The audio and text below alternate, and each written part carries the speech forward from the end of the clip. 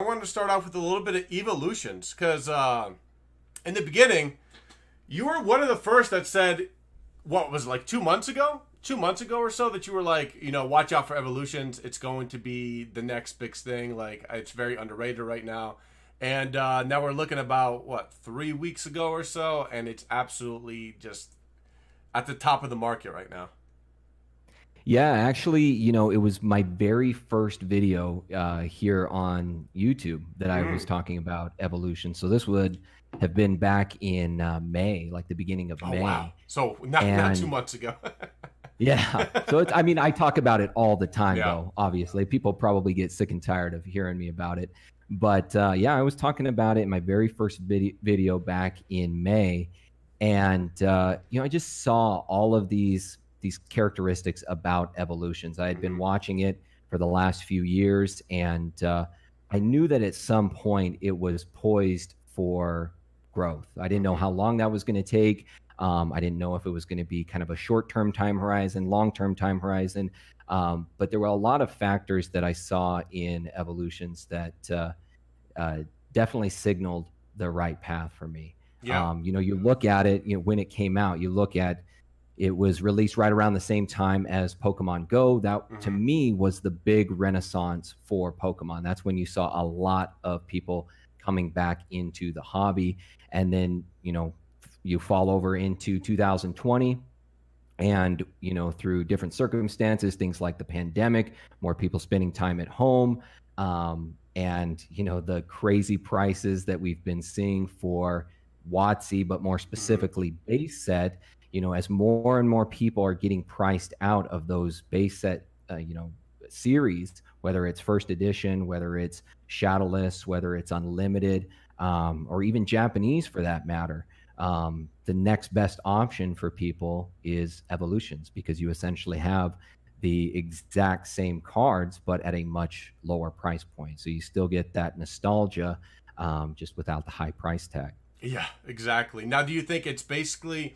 I wouldn't say the seasoned collectors really that have been in Pokemon for at least, like, let's say, the last year. It's more or less the Pokemon community that's kind of joining ever since the high influence recently of like Logan Paul, Steve Aoki, you name it. You think it's more or less that population that is making evolutions become what it is today, or do you think it's the older collectors kind of freaking out and this, essentially thinking that they're not going to have this product anymore because the new collectors are coming in, or do you think it's a mix of both? I think it's kind of a mix of both. I think that a lot of the new collectors that are coming in, like I said, they're trying to get their hands on what they can, what's attainable to them. Mm-hmm. And with these products out of reach, I think that they're naturally migrating over to evolutions. But I think also, you can even watch guys like SM Pratt, for instance. Mm-hmm. Watch his videos. He's a big fan of evolutions. He's a big fan of it from a nostalgia standpoint. He likes to crack those boxes open. So I think even seasoned collectors and investors, I think they're starting to see the potential here. We have, as many of you out there will know, my background is in finance and financial management, and one of the things that we constantly study is the economy. And there's this Mm-hmm. philosophy in economic philosophy called the trickle down theory. It's basically where you pump money in from the top and it trickles down to the bottom.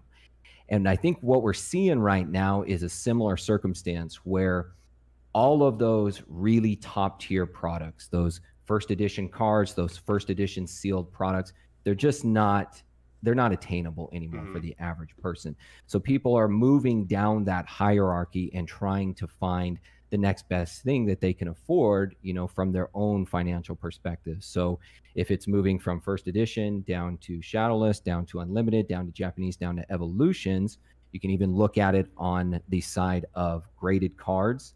You look at like a first edition Charizard, shadowless, unlimited, evolutions. Mm-hmm. And I think also one of the big things that's not being talked about is the fact that some of these cards in evolutions also have a very low pop report. Mm-hmm. You look at the reverse hollow Charizard, you look at the regular rare hollow Charizard. very low pop reports on these cards. So I think that's definitely helping to drive up that price. Now, do you mean, so by pop report, do you mean as far as PSA 10s or pop report in general when it comes to Evolutions? Because as we know, Evolutions is probably one of the sets that has the worst printing quality all around, right? There's a lot of defects in a lot of cards, and it's really hard to get that PSA 10 Charizard, which is kind of why we've seen it have some crazy prices. Almost like I talked about this with Rhyme a week ago.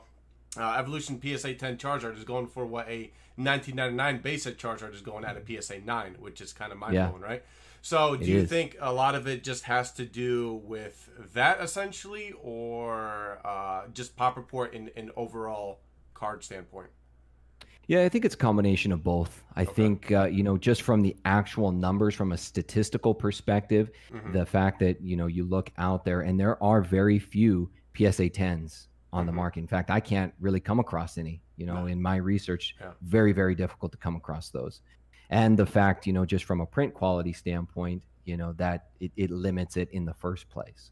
Yeah. So I think that's, that's lending to, again, that overall growth that you're seeing. But, when you look at Evolutions as a set, there's a lot of cards in there. And the pull, even though, the quality of, some of those more top tier cards aren't that great, there's the pull rates on Evolutions, especially on booster boxes, is quite good. And there's several cards in there that, even back here a few months ago, I was talking about from a price relativity standpoint, looking at pull rates and looking at what you could pull out and what those cards were actually going for.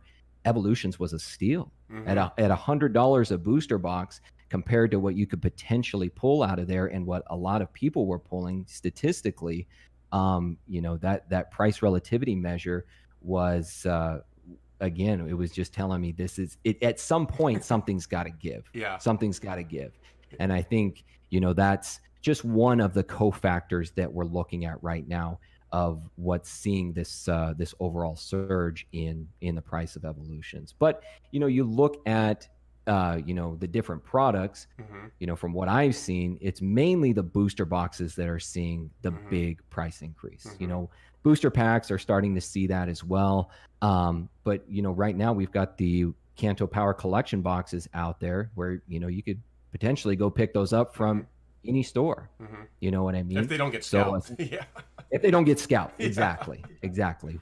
I did a video a while back on scalpers, and I do think that is a problem right now in the 100%. Hobby, but it's due to the fact of the popularity of Pokemon and the big price increases that we're seeing. But then on top of that, you also have to take into consideration that there is this shortage because we just don't have the same amount of people in the workforce that are producing these products. And I communicate and work with a lot of local card shops in my area, and it really is the consensus. They are very limited on what they can get, and very often much of the products that they're getting, in order to get it, they have to purchase cases of other products as well.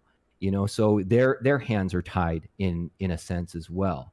And so I think that for the most part, most of the card shops are trying to do a good service to their community and to their customers. But, in the end, they are a business, and they do have to, try to make a profit as well. Yeah. Well, you brought that up to me too. Like you brought up to me, your local card shop was actually having to purchase a set amount of product in order to get, what was it, 1 or 2 cases of Evolutions in? Is that how they were doing it? Like their distributor? Exactly.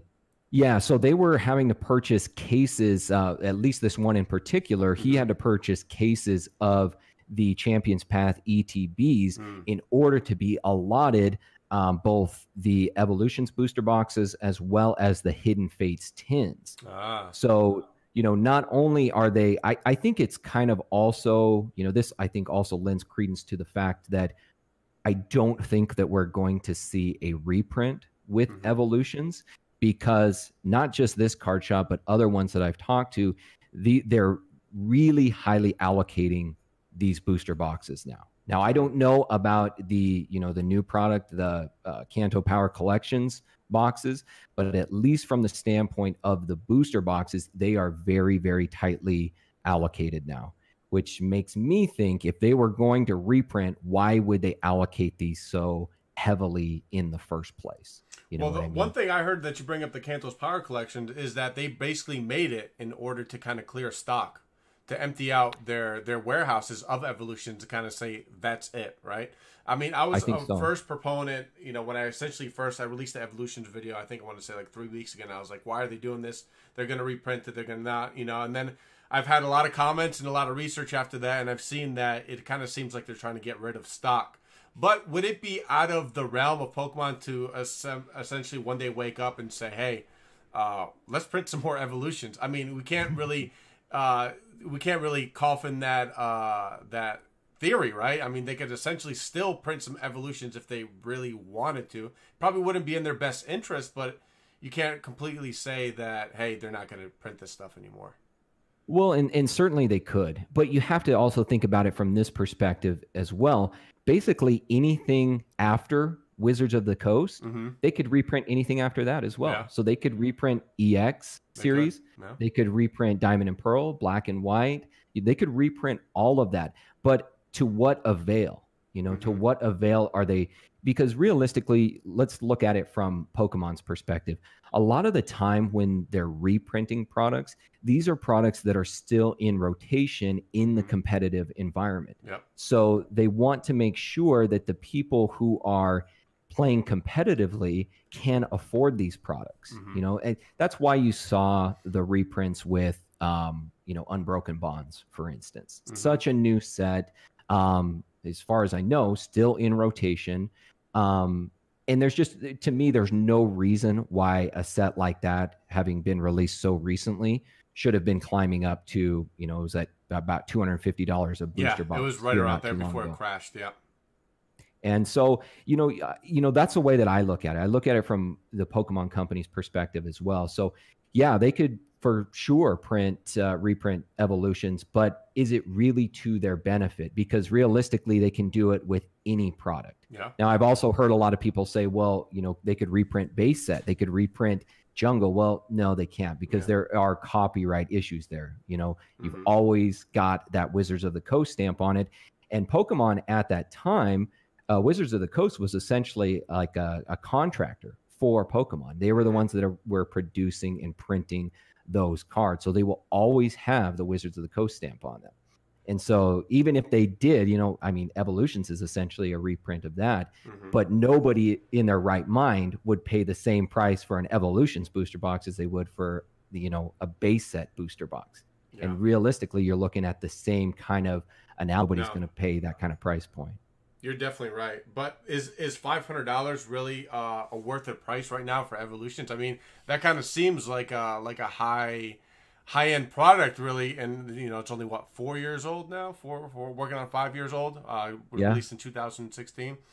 $500 still seems like an expensive price tag to pay for just essentially one card, and it's that holographic Charizard, right?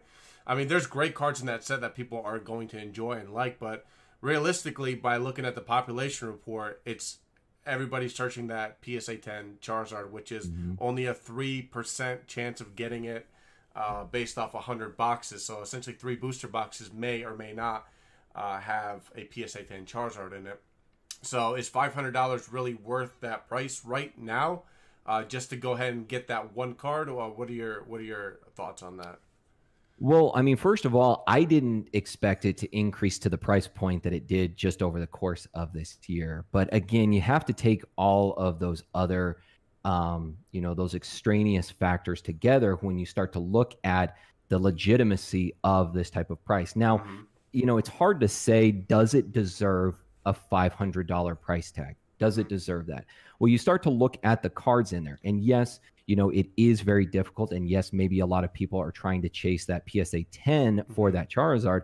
But if you look on the open market, there's actually quite a few cards in that set that are going over, you know, even in a PSA 9 are going over that $100 threshold. So even so, and when you start to factor in, you know, the pull rates on these booster boxes, which are quite good, you know, again, looking at it from a price relativity perspective, I still think that it's still a good buy. Now, if we see the cards sort of plateau and then the booster box continues to climb in price, that's not what you want to see. You want to see those cards within the set start to increase congruently with the booster box itself. Guys, if you enjoyed this video, please consider Geodude smashing that subscribe button, hit a like on the video, and if you want to watch the rest of the PokeCast with PokeNav and I, you can find it right over here, so just click on that. Until next time, Rob Mob, I'm out.